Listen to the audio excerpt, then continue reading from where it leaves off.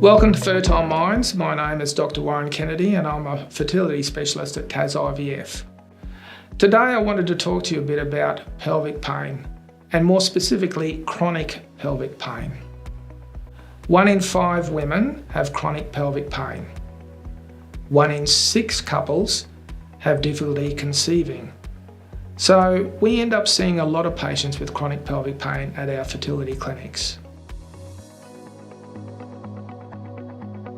What is chronic pelvic pain?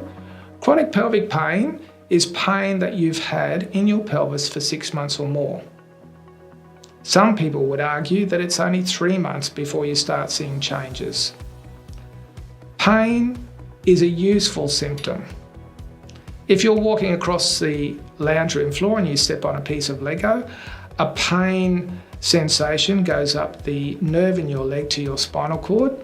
It then has to navigate a series of gates in your spinal cord before it gets to the brain. Once it gets to the brain says, ouch, you lift your foot, that's useful. However, if you have pain in an area of your body for 6 months or more, changes start to happen.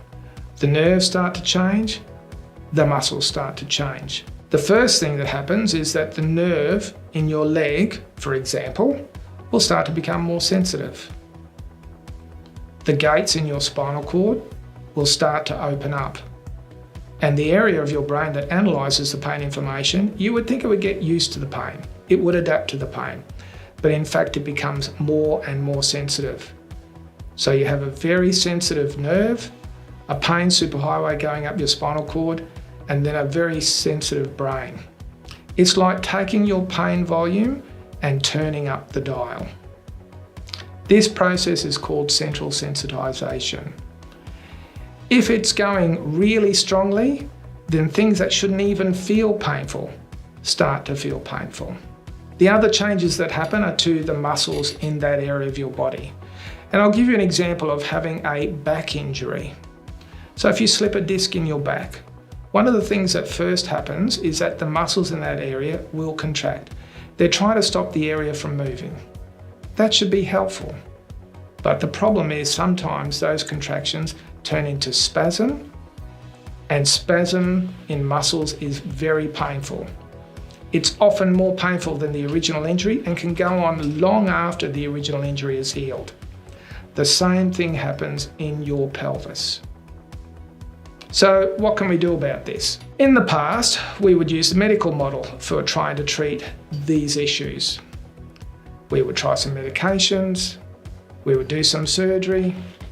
Some patients get better. For example, if you've got endometriosis and the endometriosis is removed and then controlled with medication, the pain will get better.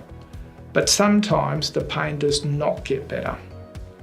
These days, we use what's called a biopsychosocial model for helping patients with this pain. Bio, that's the biological aspects of treatment. It is medications, it is surgery, it is using pelvic floor physiotherapy to help try and relax those muscles. The psycho part of management is referring to psychological assistance. A lot of patients with chronic pelvic pain have significant anxiety and stress around their pain. They wonder, do I have endometriosis? Am I going to be able to fall pregnant? Have I got cancer? If they have significant anxiety and stress, the pain volume is ratcheted up. So helping them with that anxiety and stress, particularly if it's pre-existing, can be very helpful for their pain management moving forward. The other aspect of the psychological care for these patients is that often chronic pain will wear you down. It will grind you down. And a lot of patients with chronic pelvic pain end up getting significantly depressed. The social aspects of care of a patient with chronic pelvic pain is really just trying to consider that it's not just the patient and their pain.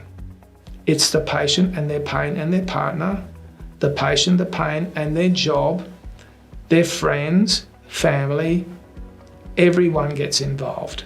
Sometimes the pain will be so bad it'll be a struggle to get out of bed in the morning and get to work, and when you get to work, it's a struggle to stay there. Some patients have pain so bad in the morning that they just want to hide under a blanket, eat chocolate and watch Netflix. Short term, that might be a reasonable strategy, but long term, it can be unhealthy.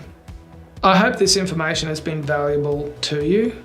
If you require any further information, there will be some links in the bio. In particular, there will be a link to the Australian Pelvic Pain Foundation. This has lots of very good information. The other thing you might want to do is talk to your fertility specialist, or if you see a gynecologist, have a chat to them about aspects of your chronic pelvic pain management moving forward. Thanks for watching. For all things related to fertility, subscribe below.